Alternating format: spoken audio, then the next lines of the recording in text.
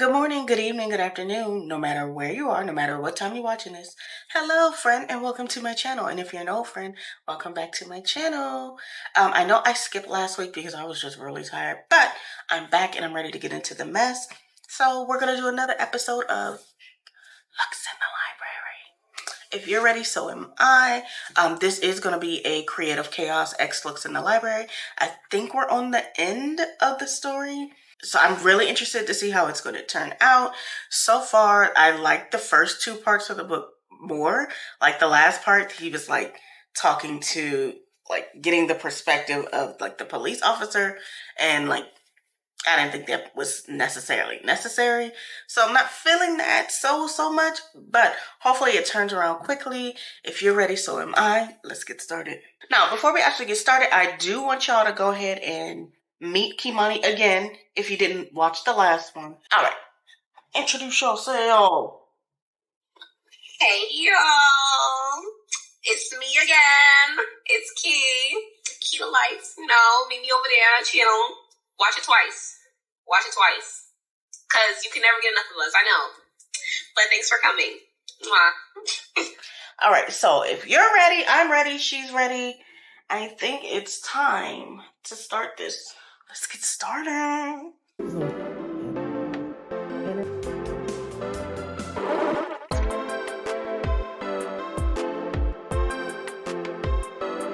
Out in Lombard. Lombard? Damn, that's all the way out in the western suburbs. Yeah. Mount Sinai Long-Term Help, I said as I jotted down the name on a piece of paper. Do you know how long he worked there? Quite some time. About 6 years. He was a CNA. A male CNA. That's interesting. Why? Never thought men gravitated toward nursing careers. That's sexist as fuck. I got 2 male cousin nurses, and one of them started off as a CNA. Shit, there's good money in nursing. True. Anyways, thanks, Candace. I owe you a lot. I'm about to ride out to this nursing facility. Once I got off the phone with Candace, I Googled the nursing facility. They were about a good 40 minutes outside of the city in a suburb called Lombard. I've been there a couple of times when I needed to go to the mall. As soon as I got the phone number to the location, I called them up and asked to speak with the director of human resources. Within seconds, I was connected to an individual. Dorinda Clark speaking. How can I help you? The woman answered the phone. Good afternoon, Miss Clark. How are you today? I'm fine. Who do I have the pleasure of speaking with? My name is Detective Michael Colvin. I'm with the Homicide Investigations Unit within the Chicago Police Department. I'm a lead investigator working on a case. Oh, okay, she replied, sounding a bit confused. Well, how can I be of service to you? An ex-employee of yours who used to work there, Percival Andrews. Yes, I just got off the phone with someone to confirm his employment history. Right, that was our outside background investigations unit. I'm calling to follow up with some more information. Oh, I just don't like the sound of this, but ask away. Well, not to disclose too much information, but Mr. Andrews is the lead suspect in a current murder investigation. Oh my God! Excuse me? Please tell me something bad didn't happen to Percy. He was such a wonderful man when he worked here. Everyone loved him. It was just so unfortunate what happened to him. My eyebrow raised out of curiosity. Excuse me? Did you already hear what happened to him? No, not at all. What I meant was him getting locked up over that crazy crime. I just know he didn't do it. I still believe to this day he was framed.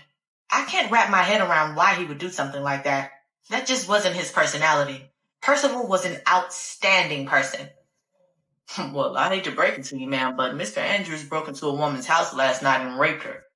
The victim luckily found a weapon and killed him out of self-defense. What? Yes, ma'am. No, I just don't believe it. I don't believe it at all. Percy was a wonderful young man. He wouldn't harm a soul. Oh, Lord, I just feel so bad for him and for his partner. Hello? His partner? I was now confused. Perhaps he did have a spouse or girlfriend of some sort. He had a girlfriend or a wife? Suddenly, weird silence came between us. Sounded like Miss Clark didn't know how to muster up the words. Damn. What is it, ma'am? Not too many people knew this, but what? Percy he's gay. Or was gay. My eyes swelled with shock. Are you certain about that, ma'am? How would you know that? Oh, God, I really shouldn't be having this conversation. I could really get into a lot of trouble, Miss Clark said. How do I even know you're a police detective? This could be just anybody. I can meet you at your office in an hour. She agreed, and without hesitation, I grabbed my wallet, keys, phone, and stormed out of my apartment to go have a conversation with Miss Clark. There's so much going on. I'm tired. Chapter 29. Vernita. Child, as soon as I left the house to let the Mexican boys clean up my place, I headed straight to some random-ass hotel over in the South Loop. It was nice, too. I had no idea what the name of this place was, but as soon as I hopped out of Paulette, I ran straight to the front desk and had them to put me up in the first room they had available. The room was gonna run me like $300 a night, but I didn't give a damn at this point. My sanity mattered more than money. Besides, I'd be damned if I was gonna stay up in some bed-bug-infested shit. Baby, Vernita does not fuck with no motherfucking motels. I let them young raggedy hoes that sell they pussy for $40 stay up in those rat and roach motels. Alrighty. Soon as I got off the elevator on the 4th floor, I scurried down the hallway and dashed to my room, 408. Within seconds, I found the room, swiped the key card to let myself in, and then stormed in, letting the door close behind me. I quickly locked the door and took a huge sigh of relief. Yes, Lord. The lights weren't on, but sunlight peered in through the windows. I walked over to the queen-size bed and threw all my bags and shit on it. Suddenly, out of nowhere, those goddamn demonic visions of Clarence, Alice, and Percy appeared again. I gasped and was just about ready to dash out of the room. However, at this point, I knew it was all fake. Those visions were nothing but the devil. I was convinced. Satan thought he had one over on me, but he didn't realize he was messing with an anointed and appointed child of God. Alexa, pause. Girl. No, What we're not going to do? People, because there's no rest for the wicked. What is she talking about? Anointed child of whose God? Not mine. No. I am an anointed child. Anointed is great. Anointed is a stretch of stretches. Like, now you're reaching. Alexa, play. I was too blessed to be stressed. So with that being said, I took a deep breath and flew down onto the navy blue carpeted floor, right on my knees, and went straight into deep prayer. Father God, I come before you right now in a time of great need to get these visions out of my mind. Swaying back and forth, I kept praying as hard as I could and as loud as I could to stomp out the craziness in my mind. At this point, it seemed like the only thing that was going to work was nothing but prayer. While I cried out to the Lord, asking him to help me get these crazy demonic visions and voices out of my mind, I couldn't help but still see those motherfuckers laughing at me. Percy was laid up in the bed, fully naked, but his head was hanging on to his neck with a bare piece of flesh. I didn't want to look because the sight was so traumatizing and gory. Then Alice, she was sitting down rubbing her head while she ate sunflower seeds. What in the hell? And of course Clarence was standing in the mirror looking at himself. I closed my eyes shut and focused on nothing but the comforting words of the Lord. Victory is mine. Victory is mine. Victory today is mine. Oh yes, I told Satan. What'd you tell him? Get thee behind. Go away. Victory today is mine. I had to keep singing my favorite. Oh, I thought you was finna hit joy. So many crazy thoughts ran through my mind as I paced the hotel room floor. The entire room was dark, but that didn't matter because bright, blinding flashes of the past kept dancing in and out of my head. The crazy vivid visions and voices kept coming and going, but for some odd reason, now I was able to mute the hell out of them. Thank you, Jesus. Thank you. I wailed and began to cry. But I was crying the biggest tears of joy because I began to feel a sense of calm again. Thank you, Jesus. Thank you. Oh, I want to thank you. I started speaking in tongues. Alexa, pause. This is blasphemous. No, that is fucking really great. This is outrageous.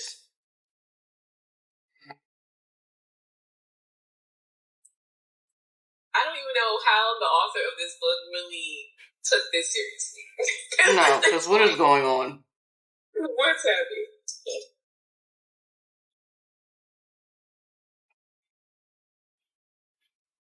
Alexa, play. Cover me. Child, I don't know what came over me. Well, I guess I did. It was nothing but the Holy Ghost. Okay. But I suddenly exploded into a praise break. The more I danced on the floor, the more I could see that those crazy thoughts were leaving my mind. God was telling me my past was my past and I had a glorious future to look forward to. God was still in control. Nothing but the devil was after me, and now the Holy Ghost was slaying him. Get thee away from me, Satan! I rebuke you in the name of Jesus! I kept yelling to the top of my lungs. Child, I didn't care if the people next door heard me. I had to get those demons away from me. You hear me? Tears swimming down my face. I calmed down once more. Standing frozen in the middle of the hotel room, I looked around. Nothing but serene quiet could be heard, minus the distant sound of a vacuum cleaner in the hallway outside of my door. The voices were gone. I gotta start over. The visions of those motherfuckers were gone too. Those demons left. Yes, Jesus. My hands then began trembling with a sense of freedom. My body began quaking with joy. I need to call Dr. Jackson. I'm done with her ass. Oh, I've had enough of her. My purse was sitting on top of one of those nice mahogany oak dressers in the room. I dashed over, grabbed my purse and pulled my phone out. I had that funky, know-it-all young bitch on speed dial, too. She was definitely going to Why get she an on earful that? from me. Couldn't believe her pissy pussy ass on this crazy medication, making me see all types of weird shit. Once I hit dial, the phone rang, and then some seconds later, her ugly ass receptionist picked up. I didn't like that big bitch either. That ass always had an attitude every time I went up in that motherfucking office. Okay. Dr. Jackson's office, how can I help you? Yes, I need to speak to Dr. Jackson, please. I demanded with the utmost nastiness laced up in my tone. I wanted this big hoe to feel all the heat I had. She can't come to the phone right now, but I can leave a message, dear. Baby, put Dr. Jackson on the motherfucking phone right now. Excuse me? Yeah, ho, you heard me right. I said put that raggedy ass bitch on the motherfucking phone right now. And I ain't playing. Ma'am, I'm gonna need you to calm down and stop cursing at me. Are you a patient? Yes. Clearly. Why the fuck else would I be calling? Ma'am, I am about to hang up. Baby, if your fat ass hang up on me, I swear on my dead husband's grave, I'm gonna come up there and snatch that cheap ass dollar store wig off your neck. Now put Dr. Jackson on the fucking phone right motherfucking now. Goodbye, ma'am. Yeah, hello? Yeah, the bitch hung up. Oh, no, you didn't. Oh, yes, she did. No, the fuck you didn't. Oh, yes, the hell she I couldn't believe did. that heifer would hang the fuck up on me. Did she know who she was fucking with? I didn't have time for any of this shit. First of all, Alexa, pause. You're literally turning into mummy dust before our eyes, and you think you put fear in somebody? I don't think so. Alexa, play. Since this how these hoes wanted to play games, I was gonna run right down to that doctor's office and have a word face-to-face with Dr. Jackson, along with that nasty fat bitch sitting behind that damn front desk. It was already pushing 2 p.m., And all I wanted to do was rest my nerves before I went over to Alice's house to help Sade and the rest of the family with funeral arrangements. Alexa, pause. I mean, that's real true. She says she's a woman of the Lord's. I mean, was just victory is mine. Tongues broke out in the spirit. Did it leave so quickly? That's what I said. Can't be praising my Lord. Alexa, play. With last night was still etched so deeply in my mind, but now I was over it. Completely over it. Honestly, I was glad I had Percy out of my life, and now all I wanted to do was just move on from everything and be there for Alice's family. More importantly, I really needed to talk to Lamar. I rushed back over to the dresser, grabbed my purse and pulled out my keys.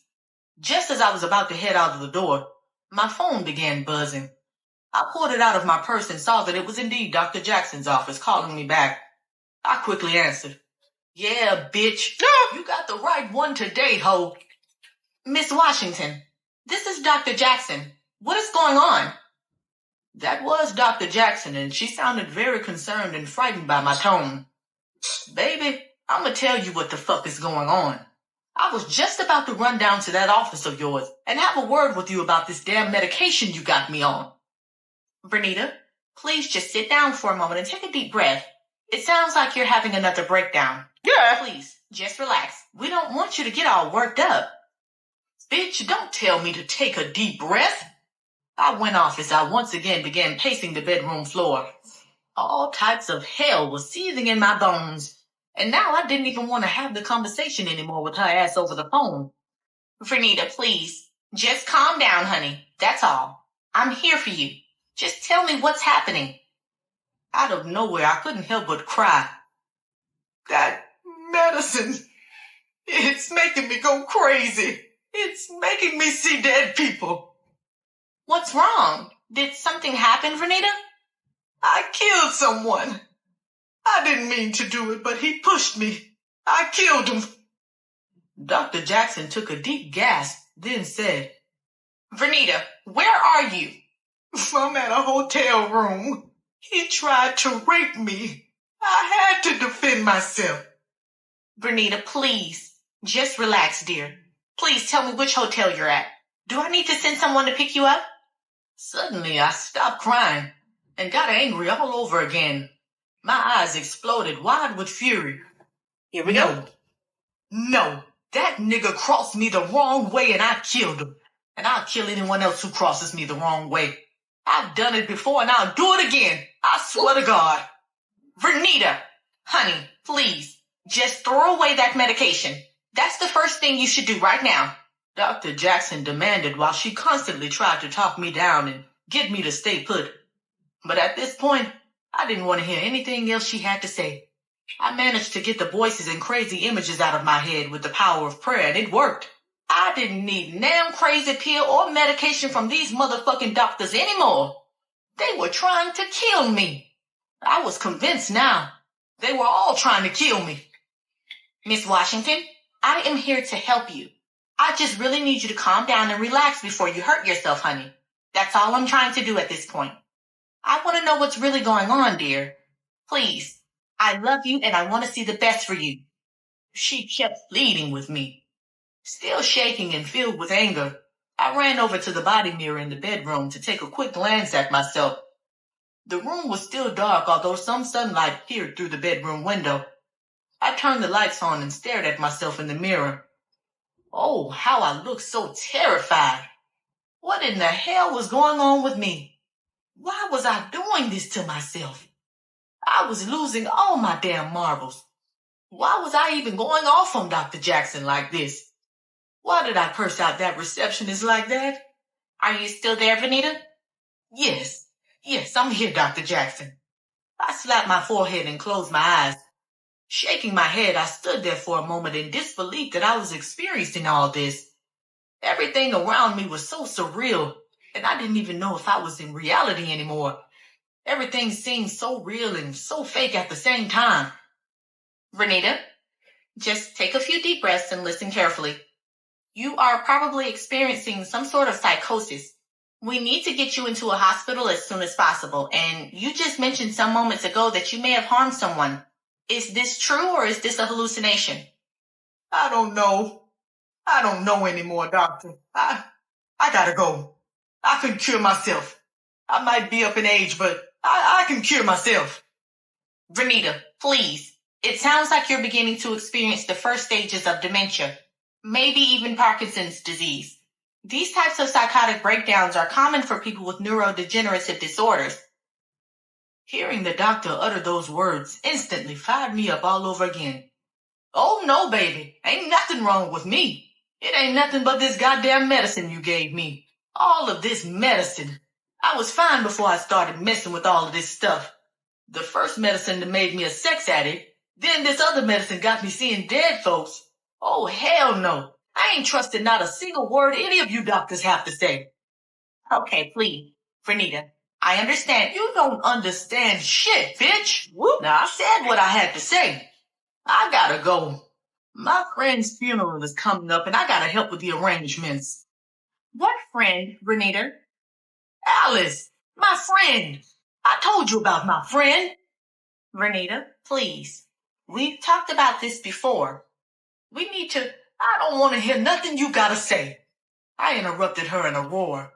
And with that, I immediately hung up. Alexa, pause. Now, we know for sure Alice is dead. We know for sure. Unless she imagined all of it. No. At this point, I don't know. Because now we got the police officer.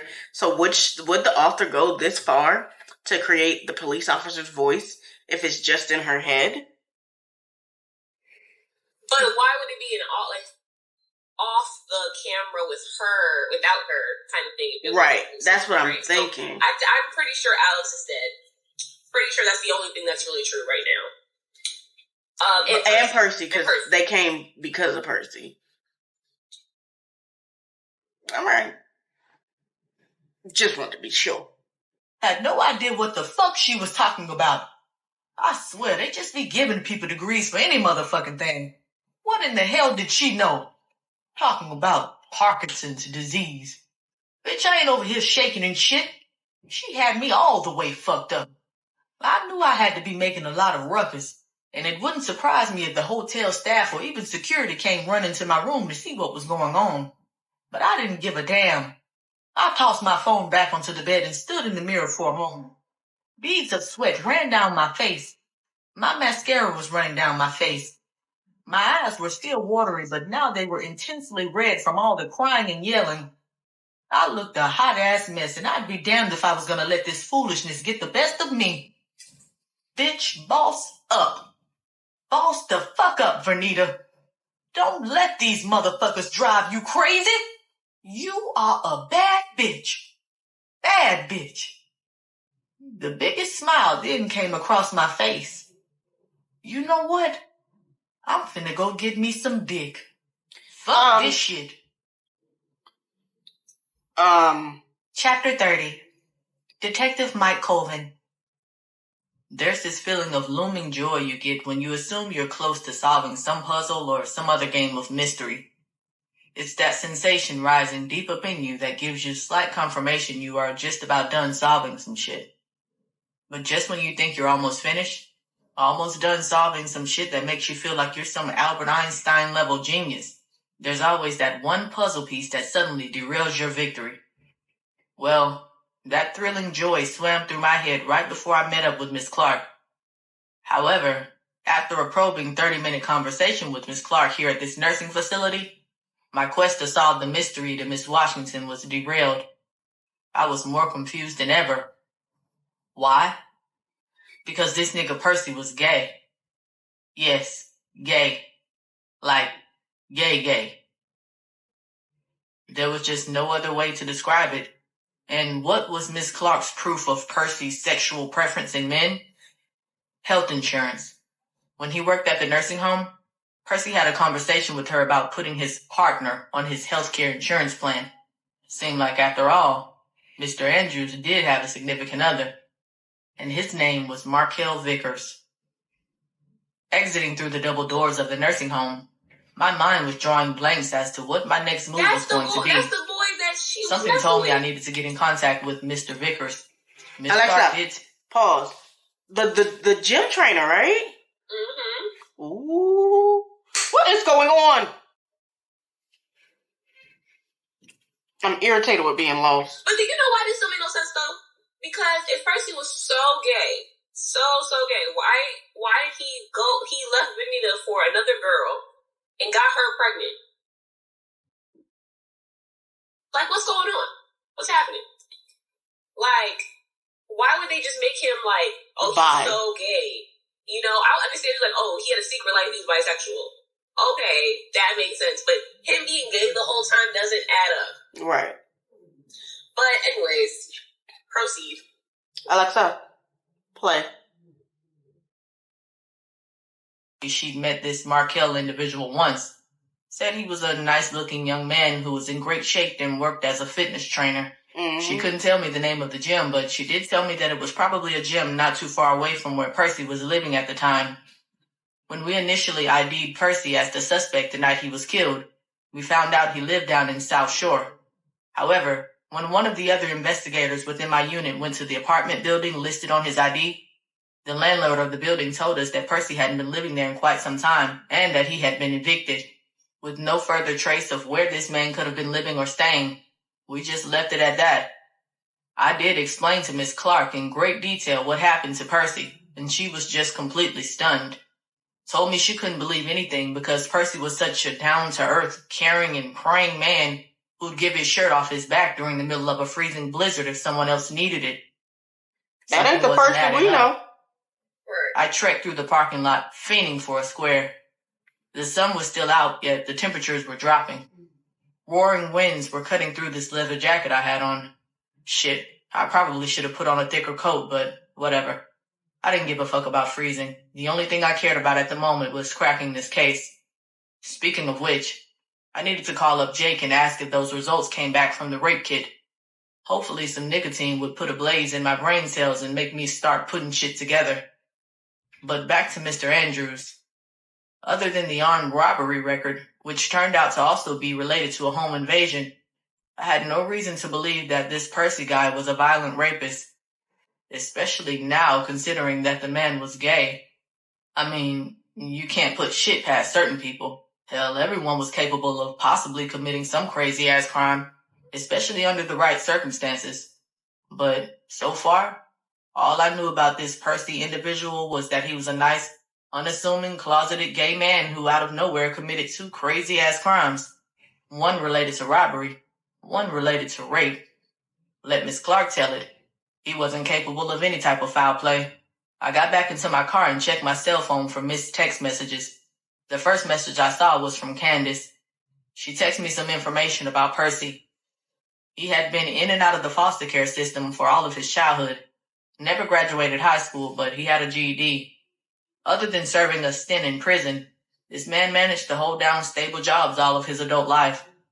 Why all of a sudden would he decide to get caught up with Miss Washington? What was the extent of their relationship? Then I saw I had a missed text from Lisa. Are we still on for tonight? She attached a picture of herself smiling. I text her back.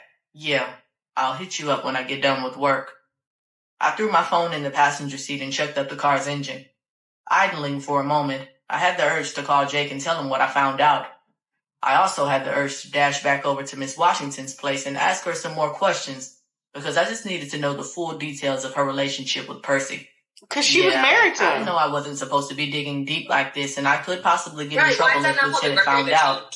Nevertheless, at this point, with the new information, I had to ask these questions because not only was my hunch still there, but now on a scale of 1 through 10, that feeling was coming in at a strong 100.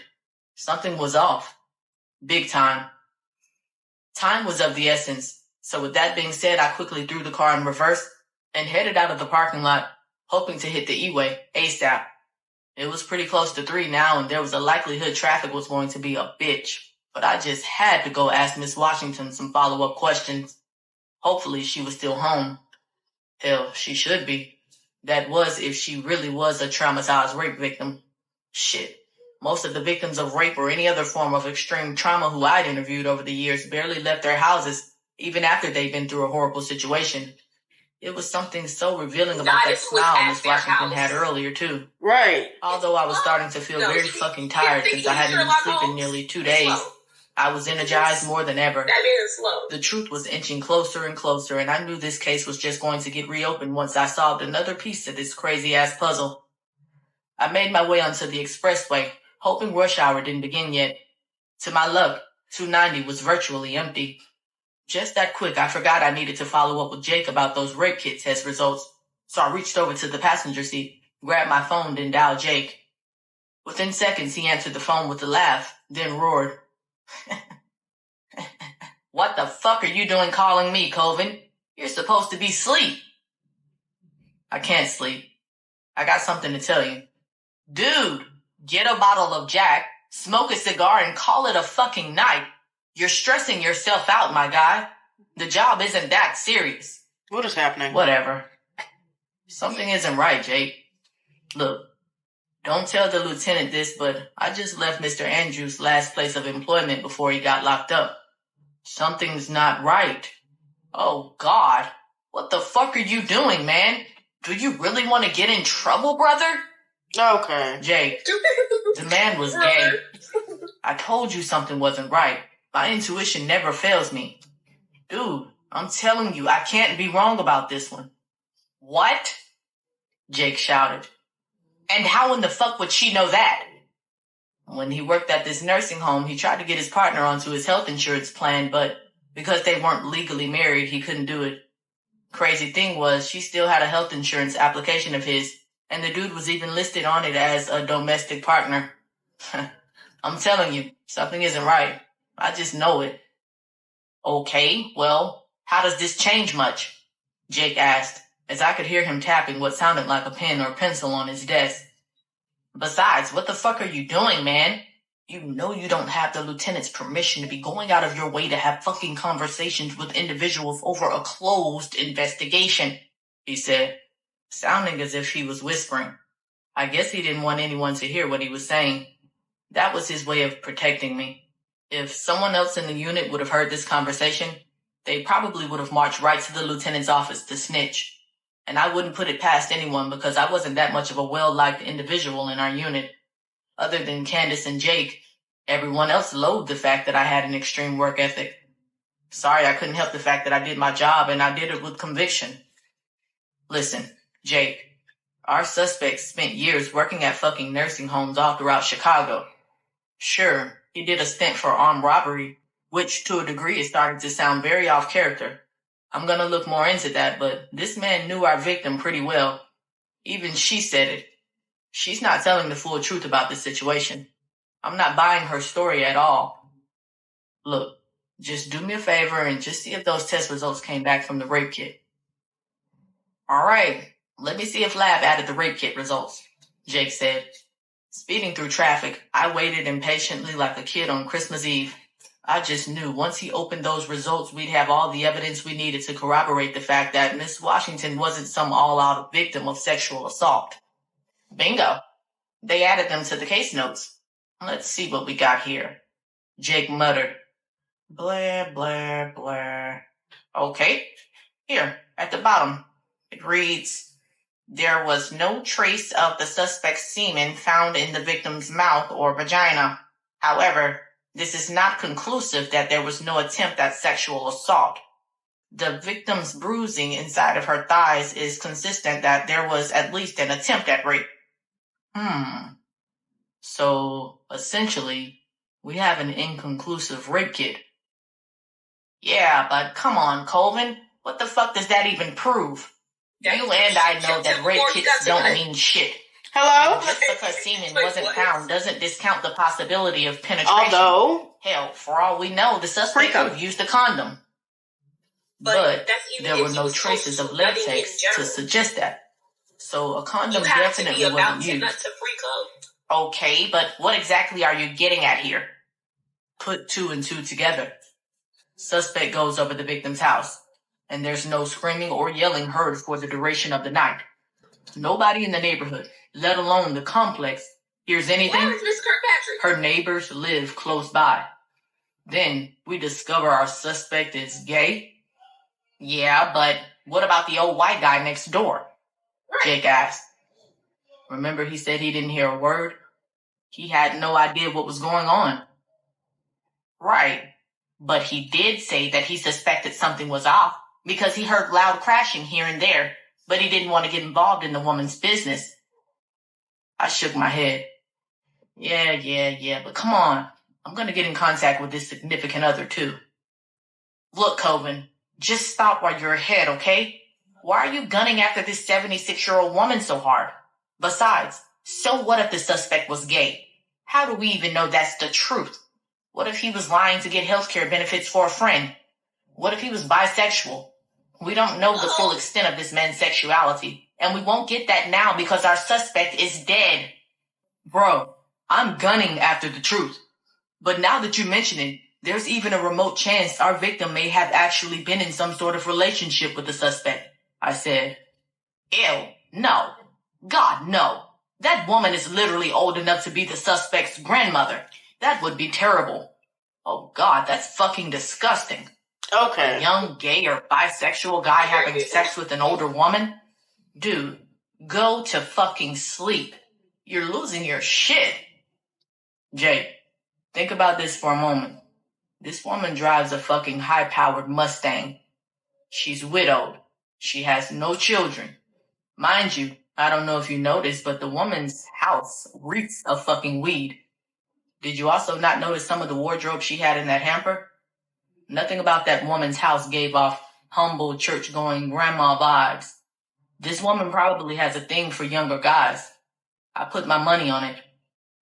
And even if she did, how does that change this already closed investigation? Hello? Like, you are really pushing it. What if he didn't rape her? What if they had a huge argument and she ended up killing him? And what evidence do you have for that? I don't have any, but I'm sure a confession would suffice. Oh, God, you are really fucking pushing it, Jake barked. So, with no fucking evidence at all, you mean to tell me you're going to accuse this woman of outright homicide? There's something deeper to this story. I'm sure of it, bro. I can't fathom why a young guy like Mr. Andrews would form this years-long friendship with a woman who's literally decades older than him. It makes no sense at all. But it actually makes all the sense. Yeah, look, I'm gonna start working on this new case, but Colvin, you really need to drop this shit and move the fuck on. You're fucking pushing it. Like, you're asking for more than a department move. You're asking to get fucking fired. Yeah. Look, go ahead and work on that case. I'm gonna continue digging. Colvin, what the fuck are you doing? Jake barked, but before I could continue letting him shout his bullshit at me, I ended the phone call. Honestly, Jake was right. I had no idea what I was really doing at this point, and once again I could hear the words of the lieutenant fire off in the back of my mind. Let it go. Stop being so fucking obsessed. But obsession was what made me good at my job, and the lack of obsession is what made some people just absolutely suck at good police work. With that being said, as crazy as it sounded, I was speeding my ass right back over to Miss Washington's place to ask that woman some more questions.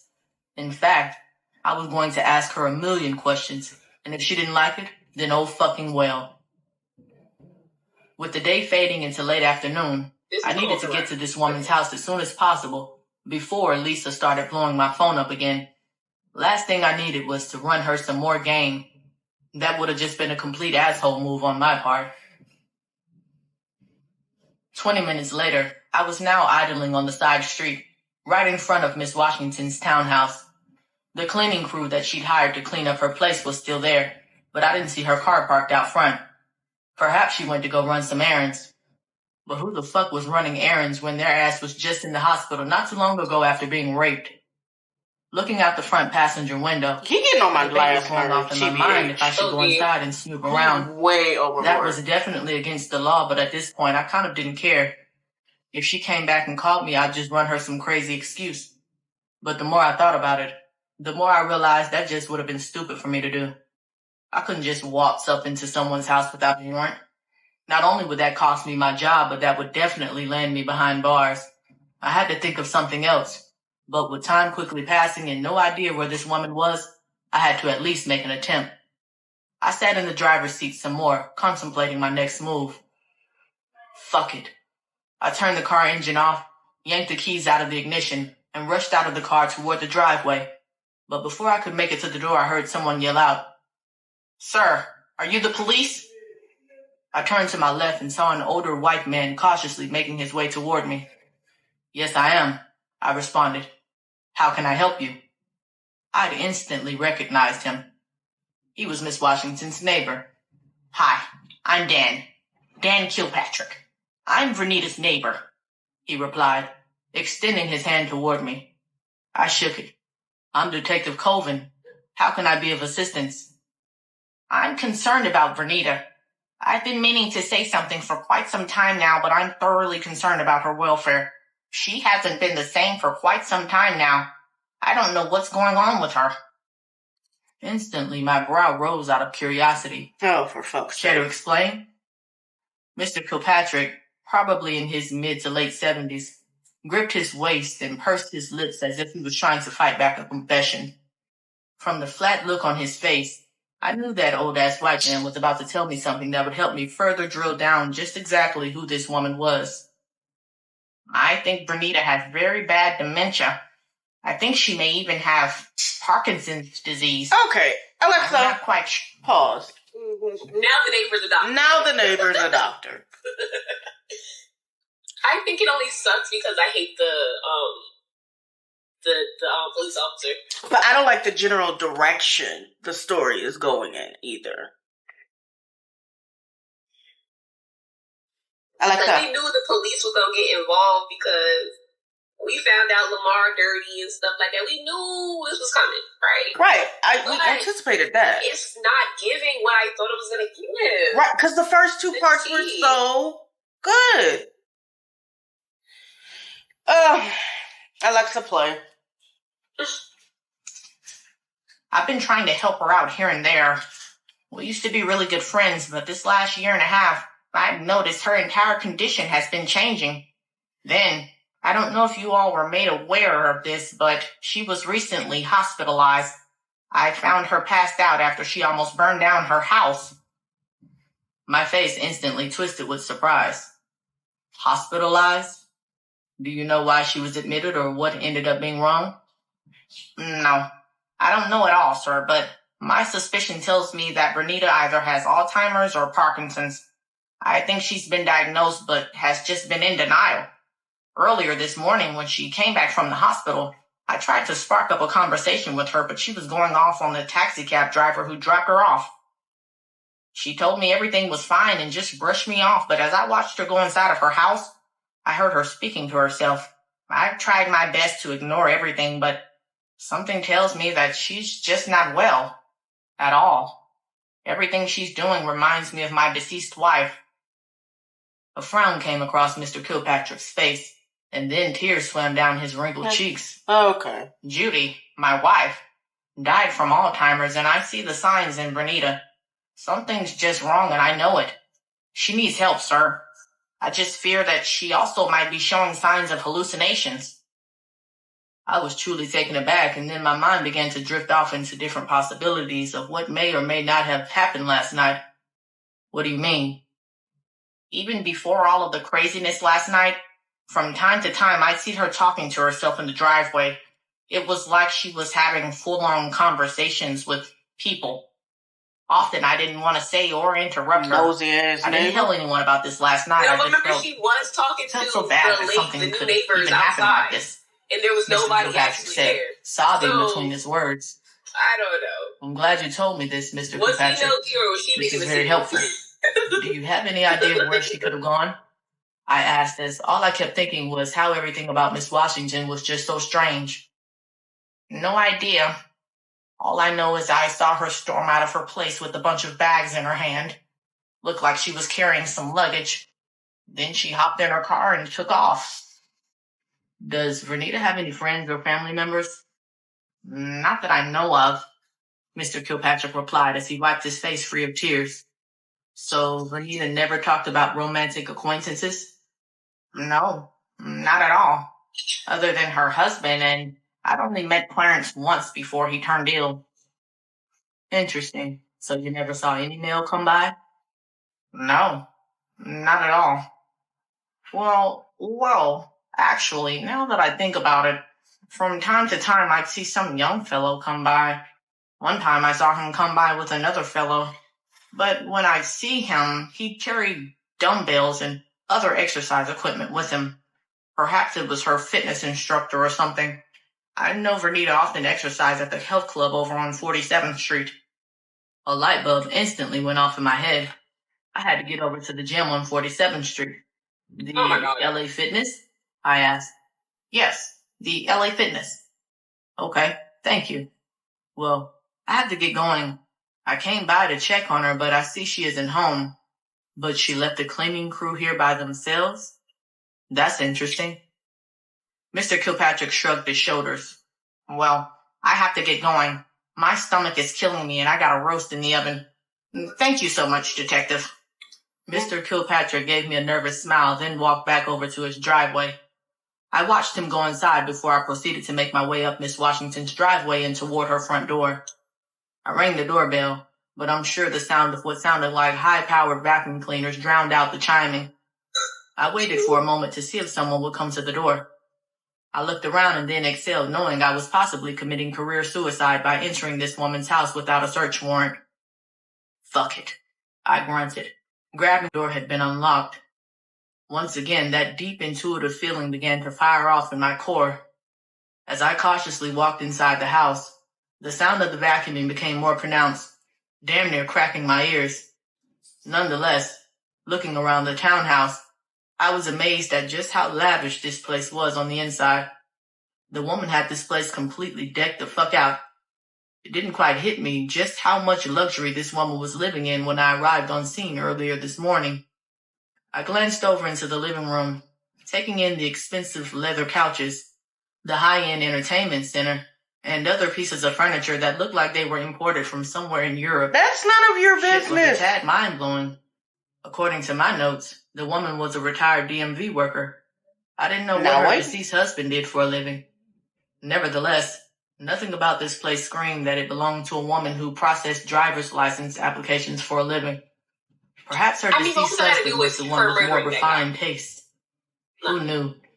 But all of this was very much still a mystery. Here you have a woman married to a man for decades, but then he dies, presumably from natural causes. They had no children, no identifiable next of kin, no family, friends, or associates. Miss Washington, oddly enough, was a lone wolf, but then again she did mention a friend, and this woman was recently deceased, apparently. Now that I've thought about it, Miss Washington was probably at her friend's wake or funeral. Perhaps she decided to spend some time with this friend's relatives? Who knew? I made my way past the kitchen and laughed when I saw a fruit bowl filled with tangerines sitting on the countertop. Shaking my head and chuckling, I trekked down the hallway as I made my way toward the master bedroom. As I got closer toward the bedroom, I saw the two Mexican guys dressed in white jumpsuits, furiously vacuuming the entire bedroom floor. Damn. Now that the blood and gore from earlier this morning was gone, the bedroom looked completely different. Looked like a presidential suite up in the damn W or some other upscale hotel in downtown. Get your broke ass out of her house. I didn't want to disturb the guys, because they looked like they were deep into work, and if they were anything like me, I hated to be fucking distracted. But I had to know where Miss Washington went. I gently knocked on the side of the door, and suddenly the two men turned around and looked at me. They both turned their vacuum cleaners off and then pulled N95 masks down from their mouths. "Excuse me, but who are you?" one of them asked. They both looked like they were no older than 30. "Hey, guys, I'm Detective Colvin with the Chicago Police Department," I said as I pulled out my badge and ID and flashed it to them. "Do you know where Miss Washington went?" The young guy shrugged his shoulders. "Seemed like she took off to go stay with someone or something. Don't know, but she told us to get her place cleaned up as quickly as possible and lock it up when we're done." "She had bags and stuff with her?" "Yeah." Ain't that what he Did just she said? make mention of when she'd be back? Don't know. The same guy responded, once again shrugging his shoulders. Okay. Damn. Well, I paused for a moment and then awkward silence filled the room. Well, I'm gonna get going, I told them and began to proceed back down the hallway. However, a sudden thought came to mind. Damn, this lady really trusted these two guys to be here by themselves? Wait, I'm confused. Excuse me, one more thing. So she just took off and told you guys to clean the place up? How are you going to lock up? She gave us a key, the other guy responded. Interesting. My gut feeling began to grow in intensity. Really interesting. Anyways, I'll get going. Thanks for the information. Hey, detective? One of the guys called out to grab my attention. She's kind of weird, bro. Like, fucking weird as shit. Before she left out, we heard her talking to herself. It was almost as if she was having a full-on conversation with someone else in the bathroom. Was she on her cell phone or something? Both of the cleaners looked at each other, then they looked at me as if they'd seen a ghost. No, not at all. She said she was on the phone, but when she walked out of the bathroom, she grabbed the cell phone off her nightstand. It was strange as shit. She might be crazy. She didn't even tell us what happened. Leave that old lady alone. Really? She's going through enough. My eyebrow lifted with more curiosity. Yeah. I hate everyone involved. What happened?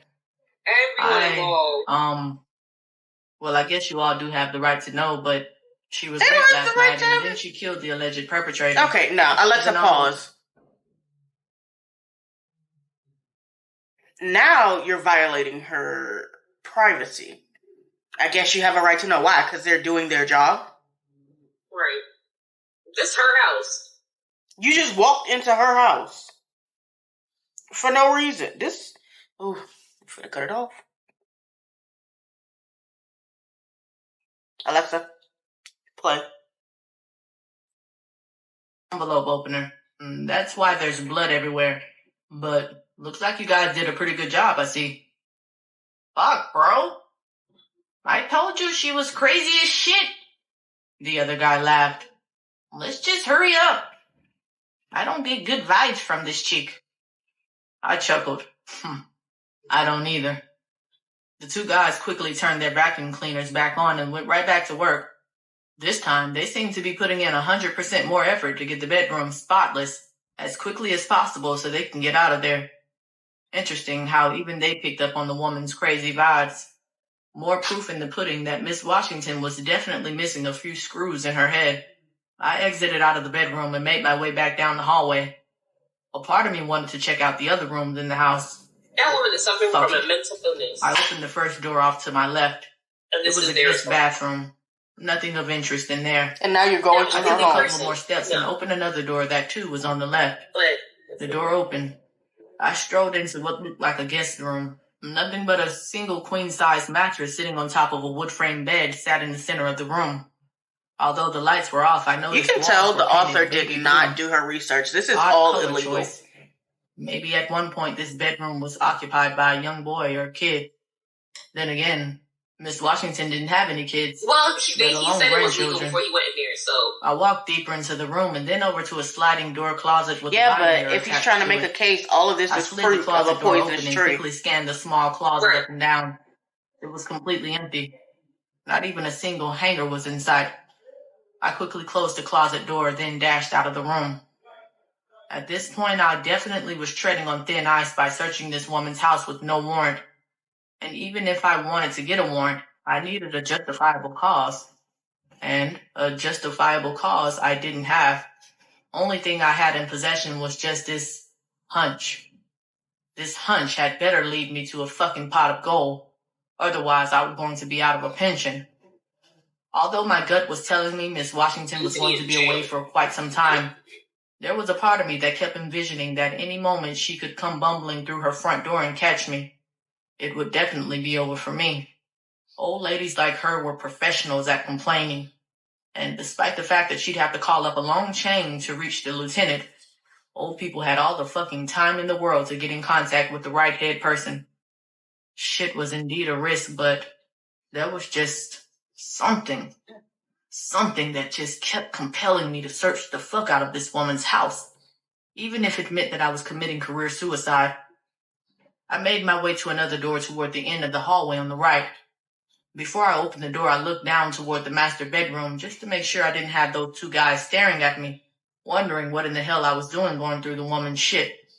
The last thing I wanted now you was got for them witnesses to that report you done back broke to in her her that I house. had come to her house unannounced, and that they witnessed me snooping through her shit. Then again, they You probably just entering wouldn't her even give a damn, house given without just how her being spooked there out they is seemed by her. already I cautiously opened the door and peered in the dark room. It was completely empty.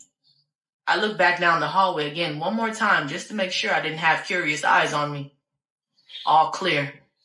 I strolled in and rushed over to another closet. I slid the door open and this closet too was empty. Damn it, I grumbled and quickly slid the closet door back closed. I rushed out of the room and then closed the door. Shaking my head out of frustration, I zipped past the kitchen, making my way toward the door. However, my eyes caught hold of another door between the stove and another closet door that was probably a pantry. I froze. There wasn't a door leading to a garage. Maybe it was a bigger pantry? I didn't know, but once again, my curiosity was boiling over like lava from a volcano. A debate went off in my conscience as to what my next move was going to be. My unblinking eyes were enslaved to the doorknob. Fuck it. I dashed over to the door and opened it. Although the room was dark, bright light coming from the kitchen allowed me to get a partial glimpse of what exactly this room was. And indeed, it was a pantry. Shelves were installed to the wall and they were lined with canned goods, boxes of cereal, paper towels, and other typical dry goods. Miss Washington had enough food and other items to survive an apocalypse or a natural disaster. Her ass must have been one of those extreme couponers. People like that got on my fucking nerves. Get out her Motherfuckers house. like that were always buying unnecessary Because what shit evidence would she have just because it was on in her sale for a house? If penny she didn't let mean you needed two to get it. random cleaners I stay in her quickly house scanned the without room her and then being, to my surprise there was another door. what could she have in the house? Damn, this house is a fucking maze. I walked inside the pantry and I glanced up, noticing there was a small lighting fixture in the center of the ceiling. I looked over my shoulder and saw the light switch. I cut the light on and then walked over to the other door. I paused for a moment, debating whether or not I should yet again take another dive down this rabbit hole. Whatever you find Damn. is not going to be usable. Well, I've gone this far. Might as well see what the hell this lady got up in her house.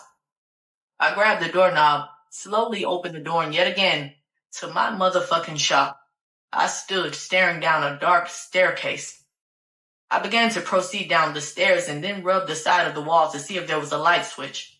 There was, and I turned on what was a small ceiling light that immediately lit up the entire staircase.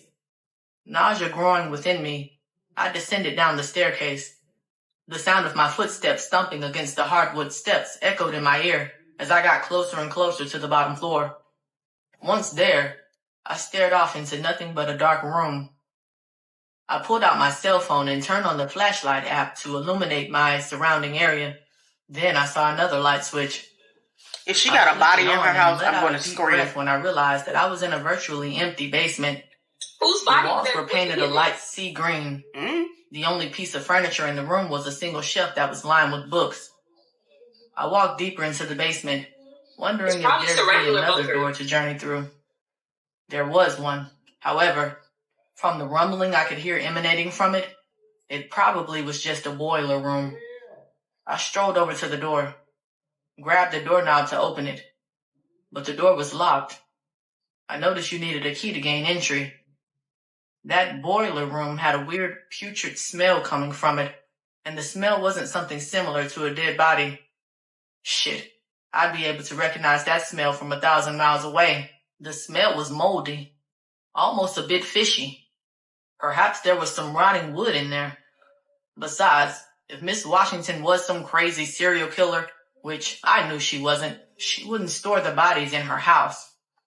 Nah, she was the type to dispose of dead bodies in a vacant property somewhere. I don't even know why I was thinking like that. The woman was damn near 80, and so far I knew absolutely nothing about her. I didn't even know why I was allowing my mind to think she was a murderer. I was really taking things too far now, but I mean, she is, that but hunch, it was just growing and growing the more I looked around this room. The only reason she killed Percy is because she knew he was going to tell her my secret. attention. I could just feel it. And I scanned the room, Percy and then my eyes landed on that shelf. I walked over and noticed the entire shelf was lined with books that were probably collecting decades worth of dust. Scanning each section of the shelf, nothing really stood out to me. I feel like that's debatable. Until I got to the second to last part of the shelf, and I noticed a laptop. That's a fact. An expensive looking MacBook sitting vacant. Percy that wasn't really what stood out to me though. Percy had to come before what really set my alarms off ringing in my head was a splatter of what seemed like blood on the laptop. My gut feeling ramped up in intensity, and my intuition was telling me to grab the laptop. All the evidence I needed was right there on that laptop. Grab it, Mike. You can't. Grab the fucking laptop. Illegal. This old bitch. I grabbed the laptop and rushed over to the light switch to turn the lights off in the basement. I ran back up the staircase, and before I exited out, I turned the staircase light off as well. Definitely didn't want to leave any trace that someone had been down in her basement. I exited out the pantry, rushed out of the kitchen, and just before I made my way to the front door, I looked down the hallway and noticed the two cleaners were still going at it. They were completely undistracted and probably didn't even realize I was still in the house. Perfect, I mumbled to myself and then flew out of the front door. I popped open the trunk and threw the laptop on top of my shit. I then hopped in the front seat, chucked the engine up and sped off, making my way back to the apartment. I didn't know how I was going to do it, but I was going to get forensics to check out the blood on this laptop. This is so illegal. Chapter 31. Vernita. My neck, my back, lick my pussy and my crack. Alexa, pause.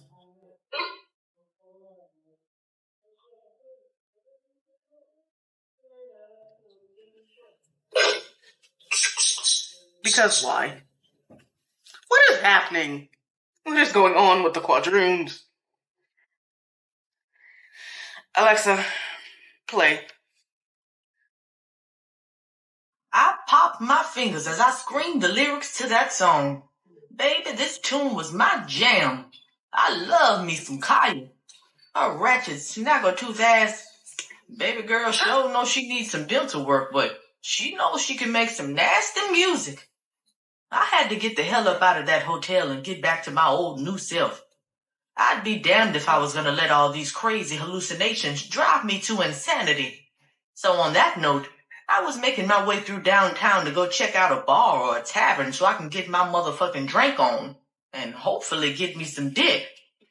Honestly, at this point, Vernita was willing to let a white boy get a feel for these here sugar walls.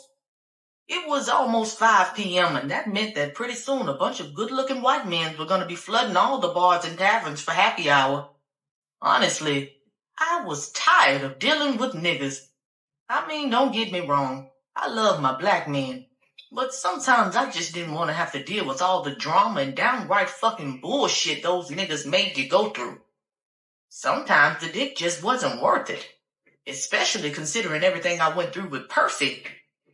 For right now, I just wanted to go to a good bar, drink some bourbon, meet me a fine-ass white man that looked like Tom Cruise, and get my fat, juicy pussy sucked and fucked on. Although it was a tad chilly today, I had the drop top pulled back as I glided down the street. Light gusts blew through my hair. The streets were crowded with all sorts of people who looked like they were in a rush to make it to the train or bus. The sound of taxicabs honking their horns filled the air. I usually hated driving through downtown, but I was just so relieved to know I wasn't hearing any of those crazy voices, let alone seeing those crazy apparitions. The devil was surely a lie, and I'd be damned if I was going to let him get the best of me.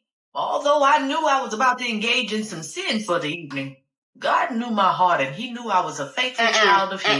I had to do what I had to do to make myself feel whole again. Don't play with me. I had no idea what bar I was going to go to, so as I slowly drove down Michigan Avenue, I turned off a random street and found the closest parking garage. That was something else I absolutely hated about driving in downtown. Parking was so expensive. I pulled up to the gate and, Lo and behold, some young, muscular, light-skinned nigga with tattoos running all up and down his neck and arms hopped out of the booth, then walked up to the driver's side window. "Good afternoon, ma'am. How long are you gonna be here?" "Hey," I replied to his sexy ass, smiling and licking my lips. Please. "Child, I don't know. I'm thinking for a few hours." "Well, it's gonna be $30 because there's an event going on." Just that quickly, I became pissed. $30? I spat back to him. "Now, young man, you and I know that is a ripoff. What kind of event is going on?" "Some concert over in Millennial Park," he said nonchalantly. Although I was angry as hell, I just went ahead and dug in my pocketbook, pulled my wallet out, and handed the young fine-ass nigga two $20 bills. I took a quick scan of him as he fiddled with some notepad in his hand. Looking down at his jeans, I saw his fat and long dick resting on the side of his leg. Baby, that dick looked like a Coca-Cola bottle up in them jeans. I had no idea how old this boy was, but he was probably pushing 25 at the minimum. "All right, here's your receipt. Place your sticker in the window," I replied. I looked up and instantly gasped. Some old, ugly-ass white man with craters all up in his face was extending his hand out to me. "Who are you? Where did that other boy go?" "Excuse me?" the old-ass white man replied, looking confused. "What young man? I've been standing here the entire time." No, there was a young black man who was just standing here." "No, ma'am. No black man works for this parking garage. Is everything okay?" Not saying anything back to him, I just yanked the receipt and decal out of his hand, rolled the car window up, and then drove through the gate. Oh, Lord, my mind was playing tricks on me again. But perhaps because I was so horny, I was just imagining folks. Then again, I was deluding myself. I was getting a tad scared again because obviously that young man wasn't real. My heart thumped with anxiety, and something deep down in me told me that I really needed to slow my roll and check into a hospital as soon as possible. I quickly deadened that dreadful thought as I didn't want to deal with these damn doctors anymore. They were the worst. The absolute worst. So, after burying the anxiety in the back of my mind, ignoring the possibility that something was truly wrong with me, I slowly drove up the ramp leading me to the second floor of the garage. God damn, I grumbled as I kept seeing each parking spot was occupied. This entire garage was parked to the brim. Now, making my way up to the third floor, I continued driving until finally I found the spot all the way toward the back. But to my luck, I noticed that the spot was close to the elevator. Thank God, because I noticed earlier my hip was a bit sore, and if I planned on getting some dick tonight, I couldn't fuck with no damn stairs. I needed all the strength in my ass and hip muscles to take a good pounding. I pulled into the spot, and for a second, I just sat back and closed my eyes. I began to drift off, hoping that those hallucinations and voices were truly over. Lord, please bring me through this fire, I prayed, rubbing the side of my head. Just as I was about to turn the car engine off, my cell phone began ringing. My phone was connected to my Bluetooth system in my car, so I instantly saw Sade's phone number flashing across the screen. Just then and there, I became sad all over again. Damn, it just totally slipped my mind that Alice was gone. I didn't know how I managed to forget about everything that just happened, but I guess because I was so stressed out from my own situation, I just totally forgot about Alice. Oh, Lord, what in the world was I doing right now? I should have been over at Alice's house helping Sade and the rest of the family with the arrangements. Yep, you're a bad friend. And a part of me contemplated whether or not I should answer. I truly needed some nasty sex just to get my mind off of things. All of this was just too much for me. Just as I was about to ignore the phone call and get out of the car, guilt instantly slapped me in the face. I hit the answer button on the steering wheel. "Oh, Sade, girl, I've been meaning to call you. How you holding up? I was just out and about running errands and whatnot." "Hey, Miss Vernita, I was just calling to check on you because I hadn't heard or talked to you in a while. Is everything okay?" she asked. I suddenly became confused. Wait, what are you talking about? I just saw you a few days ago. Miss Renita, we haven't talked in a while. It's been a few months. What are you talking about? Sade, I know you're going through it, baby. It's gonna be all right. God is still in control. Miss Renita, I'm so confused right now. I have no idea what you're talking about. Baby, Alice is in a better place. Know that for sure. She was a praying woman. She loved the Lord. I know it's hard, baby, but she's looking down on us right now. Believe that. Do you pray? I know Mama's looking down on us, Miss Renita. And yes, I pray. Do you need me to come over and help y'all out with the funeral arrangements? Who got the body? I don't want my friend going to any old okey-doke funeral home. Some of these people will put too much makeup on the body. Damn shame. Half folks are looking like they in a circus or something. Oh, and what church did Alice belong to?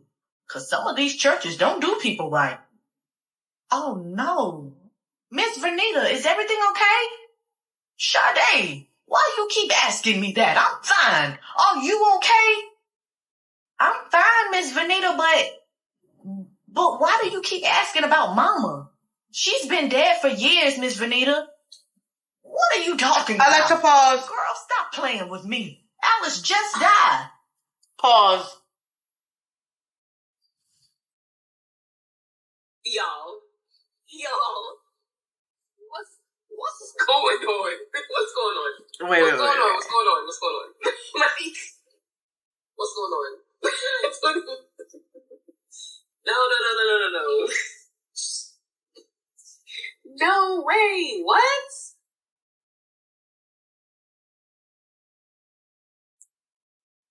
Alice has been dead for years. Excuse your mouth. Excuse me. Y'all, I'm confused. No, they just keep doing this to us. What's happening? I had a drink today. What's going on? Well, because I too want to know what's going on. If Alice has been dead for years, then how did this whole story don't make no sense no more now? Right, because who's she been visiting? How did Lamar get into the conversation if Alice been dead?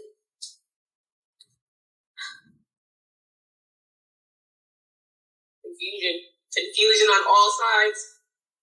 All right. Alexa, play. Miss Renita, I think you might be losing your memory. Mama's been dead for nearly 5 years. God. What? Yes, Miss Renita. My mouth dropped.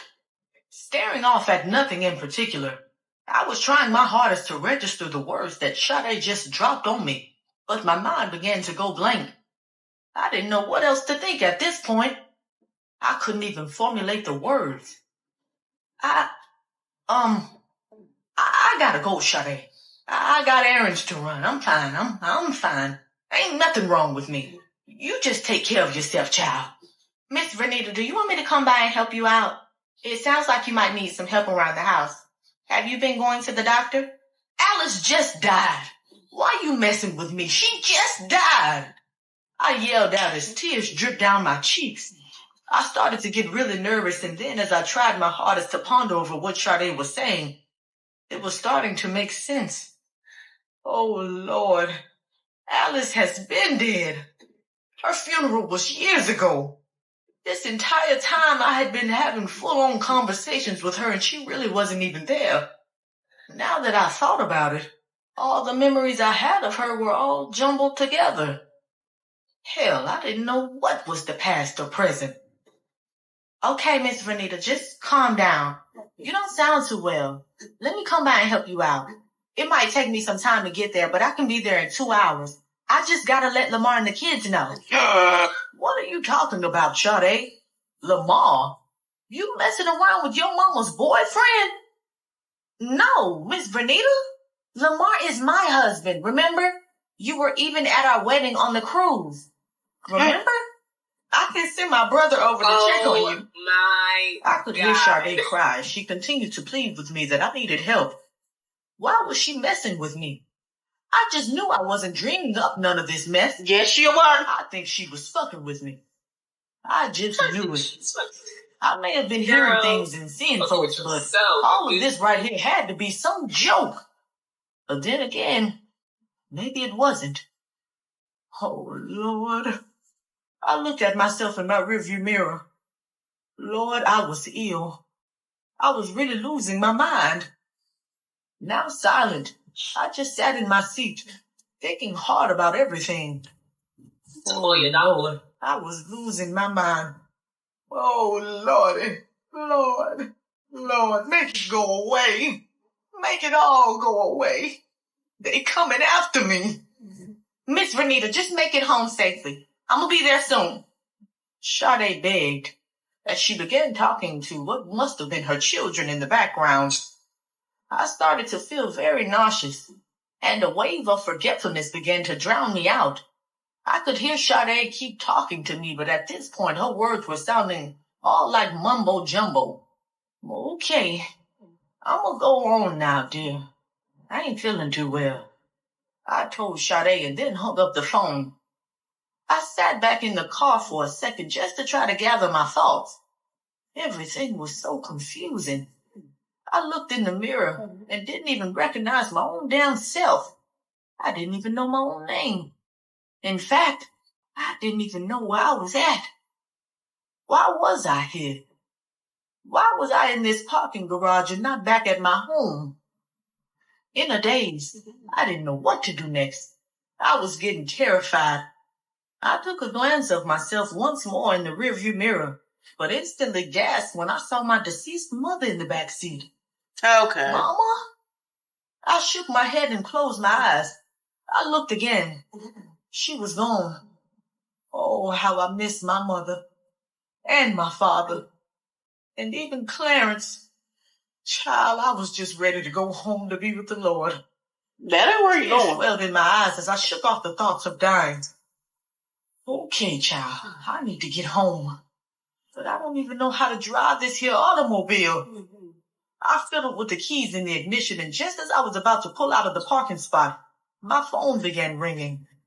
Just like that, I snapped back into reality, and I knew exactly where I was at.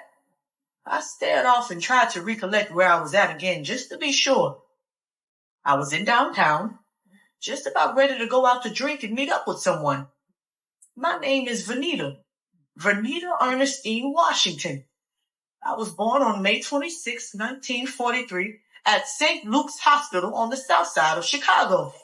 Okay, maybe it was just that medicine making me forget who I was. It had to be. You can stop blaming that medication. You haven't been taking it for a while now. It had to be the tumor. The phone kept ringing. Oh, hell. I grunted when once again I caught myself in a daze. I stared over at the car radio console screen and saw Mr. Kilpatrick's name flashing. How in the hell did his nosy ass even get my phone number?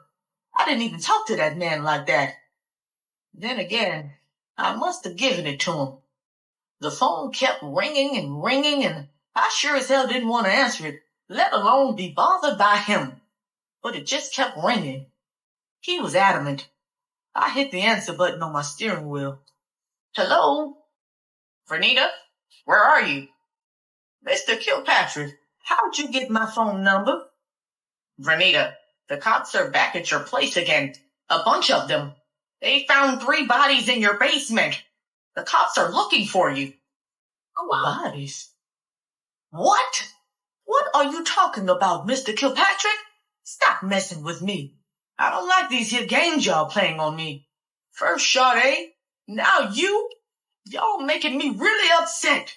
Vernita, please, calm down. Please. The cops are all over the place. Where are you? He asked as he screamed into the phone. I can't take this shit no more. I swear I can't. My mind was beginning to see flashbacks of my life. Everything was all jumbled together once more, and then I drew blank. I got out of the car and just began to aimlessly roam around the dimly lit parking garage. Chapter 32. Detective Mike Coleman. It was almost close to 6 when I finally made my way to Lisa's apartment. After I left Miss Washington's apartment, I jetted straight home and threw on the nicest outfit I could scrounge up without needing to iron. I was tired as fuck, but gassed up knowing I had the final puzzle piece in putting everything together with Miss Washington. That old bitch was going down for sure. I sent Lisa a text and told her I was outside, ready to pick her up for our date tonight. A few minutes later, she rushed through the front door. Not sure I go to her door. My mouth flung wide open when I realized she was dressed like she was about to go to the fucking mayor's ball or some shit. Damn. I felt kind of bad because it was obvious she'd never been to a really nice restaurant before. Clad in this very revealing red dress, I had it in me to tell her she was a tad overdressed. Lisa stayed over in Washington Park, which wasn't too far away from my crib over in Woodlawn. Although this part of the South Side was a bit safer compared to other sides, Washington Park definitely had its rough spots, and unfortunately, Lisa and her kids stayed in the roughest. Once she hit the sidewalk, she took deliberate steps toward my car. I could see she had on some tall pumps, and one misstep would have had her collapsing to the ground. I got out of the car and then opened the passenger door for her. "You look nice," I said, smiling as I helped her in. I took a quick glance at her hand and noticed she had the bracelet on her wrist. Damn, now I was starting to feel a bit bad. "Oh, wow, really?" she said. "Why do you have that smirk on your face? Am I overdressed or something?" "Nah, not really." I lied. The last thing I wanted to do was make her feel out of place, and then we'd have to possibly waste another hour for her to find a more appropriate outfit. Fuck it. Yeah. Ruth's Chris was a nice restaurant, but it damn sure wasn't some fancy schmancy place. I got back over to the driver's side, hopped in the car, and began to put my seatbelt on. "Oh my God, I meant to tell you. I looked up Ruth's Chris place, and it is nice.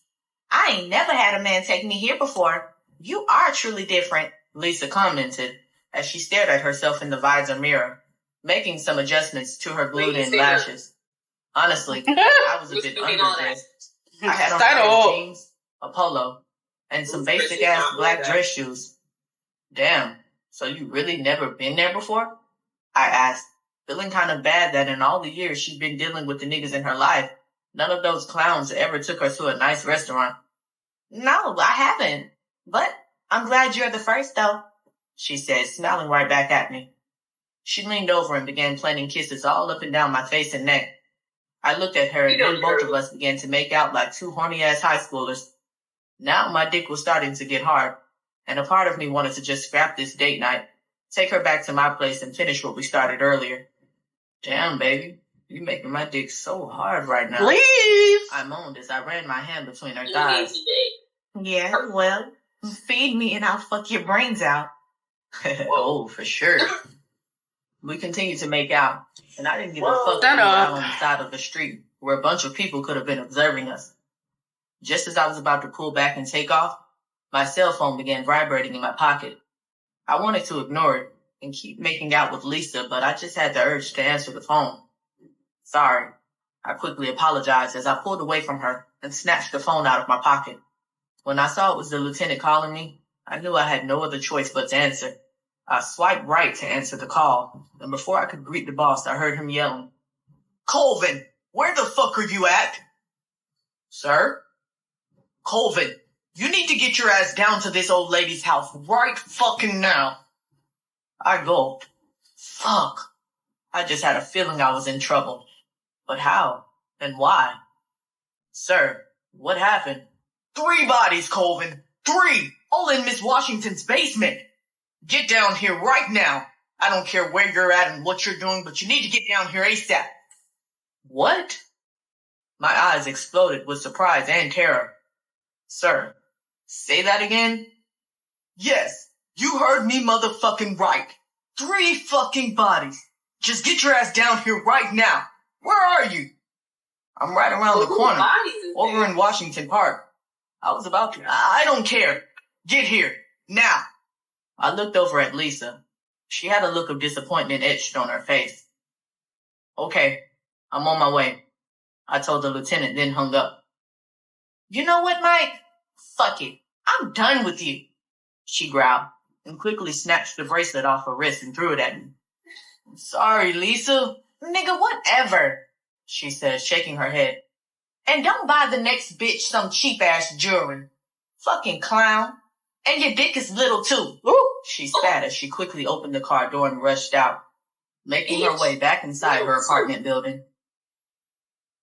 I guess she did stay Although Miss Washington's townhouse was literally a 6-minute ride around the corner from Lisa's apartment, seemed like she lived an hour away. Time was slowed down. My mind was completely empty. How in the hell did I miss 3 bodies? What the fuck? I had a million questions swimming through my mind. I was trying so hard to piece together everything. Right. I couldn't. It could have been the clean. Right. Who found the body? I pulled down the block near Miss Washington's townhouse and was completely stunned to see that half the damn force was out and about. There were at least 50 cruisers parked down the block. Half of Hyde Park's residents were on the street as well. I got closer and parked near a deli. I hopped out and noticed everyone literally had looks of curiosity painted on their faces. Walking closer to the row of townhouses, I noticed some unmarked brown vehicles were parked off to the side. That had to be the feds. I approached a group of officers, ones who I had recognized from being here earlier in the day. They were standing guard in the intersection of the street. The entire area had literally been roped off, once again.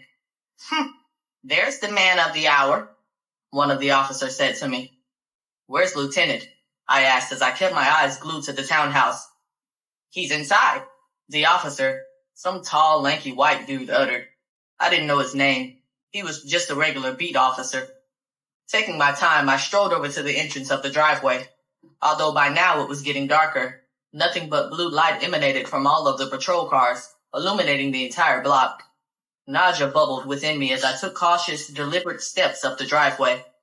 I looked over to my right and saw Mr. Kilpatrick talking to some other officers. He was crying like he just found out his wife had been murdered or something. All of this shit was so surreal. Just as I was about to walk through the townhouse door, Jake and the lieutenant just so happened to be walking out. There he fucking is, Lieutenant growled, shaking his head out of disgust.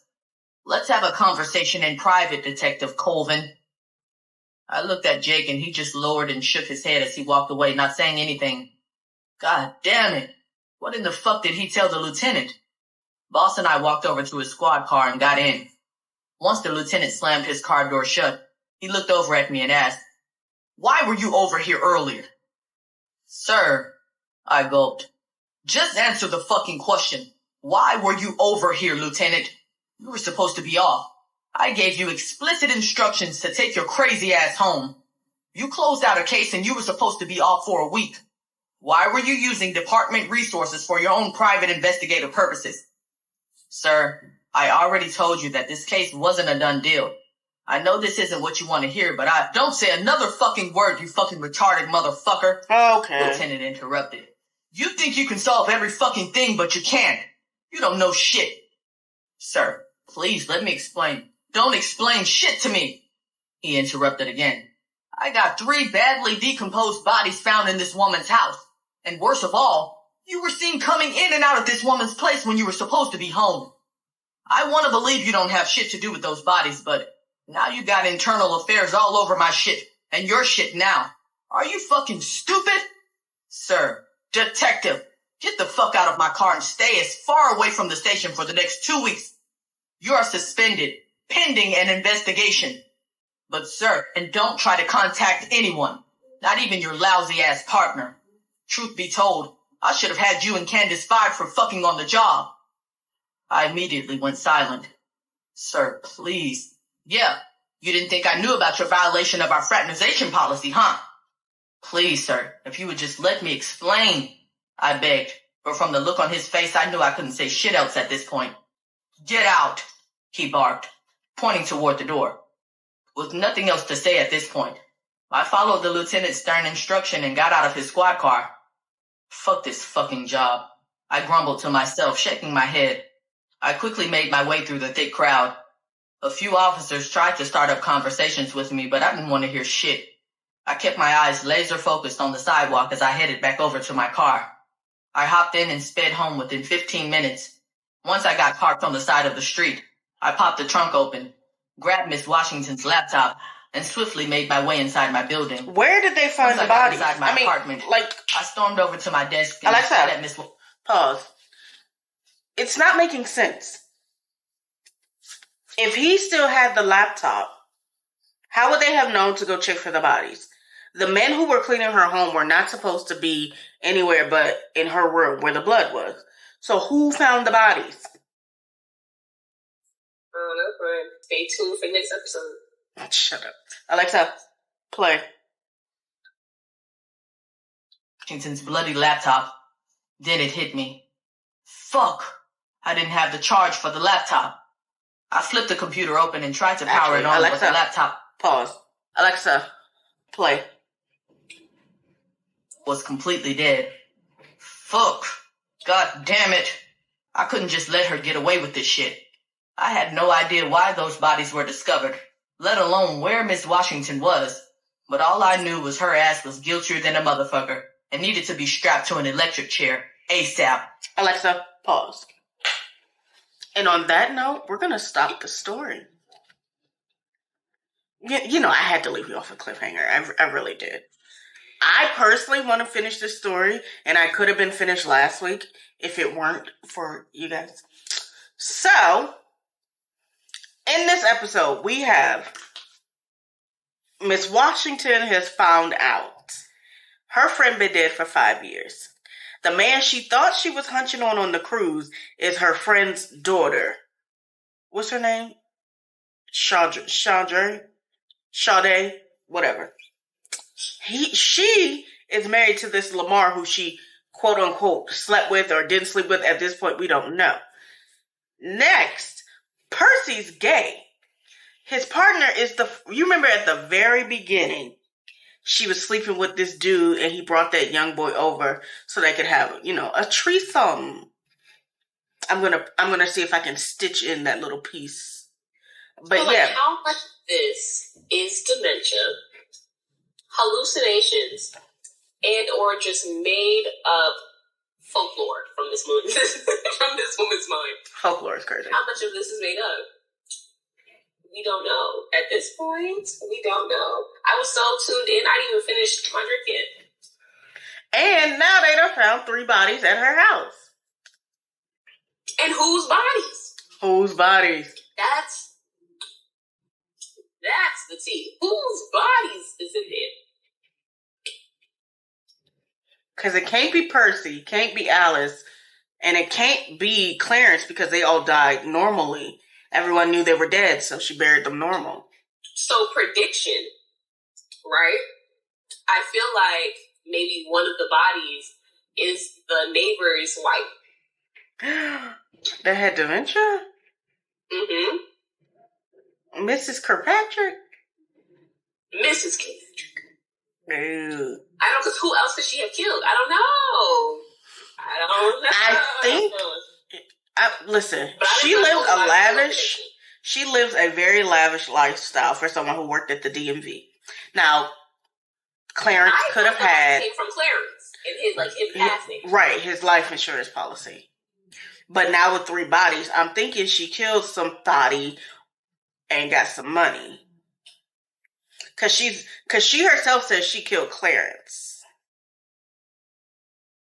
And she said she'll kill anybody who get in her way. I've done it before. I've done it before is what that's who's dead. Whoever she did it to before. Now. Clock that T. So this is the final look. I'm very excited to get to the next part in this book. I'm literally sitting on edge, but like always, I'm going to wait until I can listen to it with you guys so that we can all get in on the juice, honey. But the stuff I used today, let's just go through that. We used the Radioactive palette from Gourmand Girls. We used the Glamlight X Michaela palette, the first one. We used this Nudes of the World from the Crayon Case. And to set the brows, I used a shade from this In the Buff palette from Beats by Deb.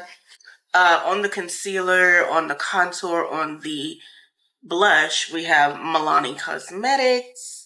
What else did I use? Oh, the highlight is from Crayon Case as well. Like, get into the highlight just for a second, right? Okay, whatever.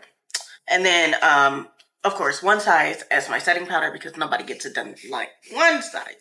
But I want to thank you so much for making it to this part of the video. Again, don't forget to like, share, subscribe, and hit that bell. That way you're going to be notified every single time I post new content. Again, my name is Shay, and I'll see you on the next one. Bye, friends. Julie, do the thing.